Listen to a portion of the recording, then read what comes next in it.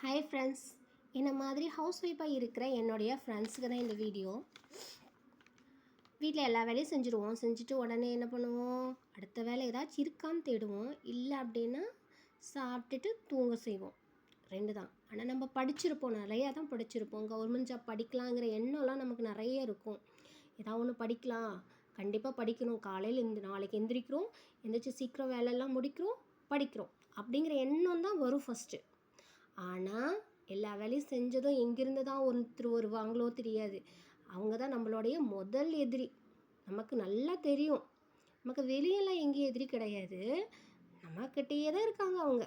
நம்ம சோம்பேறித்தனம், சரி அப்புறமா படிக்கலாம், கொஞ்ச நேரம் கழித்து படிக்கலாமா அப்படின்னு ஒரு எண்ணம் வந்துடும். சரி ஓகே, நம்ம என்ன பண்ணலாம், இன்னும் கொஞ்ச நேரம் தூங்குவோம், அப்புறமா எழுந்திரிச்சு படிக்கலாம், இன்றைக்கி இதை படித்தே தீரணும் அப்படிங்கிற எண்ணம் வரும். ஆனால் என்ன பண்ணுவோம், போய் படுத்து தூங்கிடுவோம். அதுதான் நம்மளுடைய சோம்பேறி. அந்த சோம்பேறி நம்ம வெளியே தள்ளுறோமோ அப்போ தான் நம்ம என்ன பண்ண முடியும் அப்படின்னா ஜெயிக்க முடியும். கவர்மெண்ட் ஜாப் வாங்கணுங்கிற ஆசைலாம் நமக்குள்ளே இருக்கும். அதை தடுக்க வெளியெல்லாம் எதிரி கிடையாது, நம்ம கூட தான் இருக்காங்க. யாருன்னு சொல்லணும்னா அந்த சோம்பேறித்தனம், தூக்கம், சரி நாளைக்கு படிச்சுக்கலாம், நாளைக்கு செஞ்சுக்கலாம் அப்படிங்கிற நம்மளுடைய எண்ணம் தான். இதை நம்ம என்ன பண்ணணும் அப்படின்னா வெளியே தூக்கி எறியணும். ஃபஸ்ட்டு நம்ம இவங்க கிட்ட தான் ஜெயிக்கணும், அடுத்தது தான் நம்ம லைஃப்பில் ஜெயிக்க முடியும். அப்போ தானே வீட்டில் இருக்கிறவங்க கிட்ட நம்ம பேச முடியும். வீட்டில் இருக்கிறவங்க ஒன்று தான் சொல்லுவாங்க, வீட்டில் தானே இருக்க, படிக்கலாம்ல, ஈஸியாக சொல்லிடுவாங்க.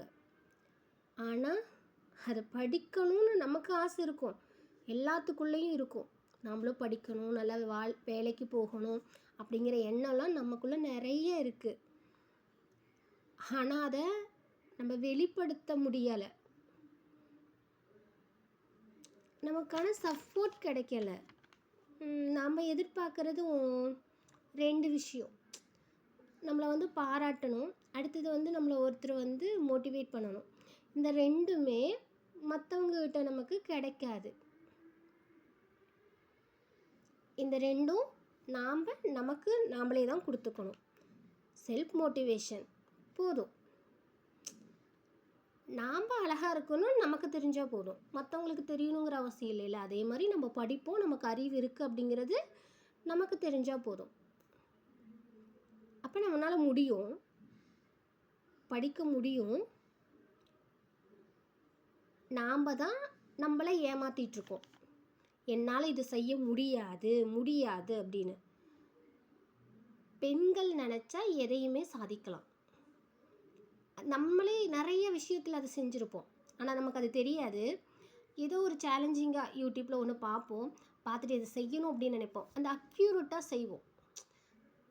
அதாவது அதில் நமக்கு முழு ஈடுபாட்டோடு செய்கிறனால மட்டும்தான் அந்த ரெசிபி நல்லா வருது.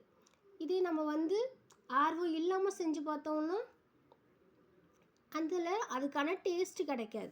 அது மாதிரி தான் நம்ம முழு மனசோட எனக்கு படிக்கிறது பிடிக்கும் அப்படின்னு சொல்லிட்டு நம்ம படிக்க ஆரம்பிக்கலாம். படித்தோம் அப்படின்னா கண்டிப்பாக வேலை வாங்குவோம்.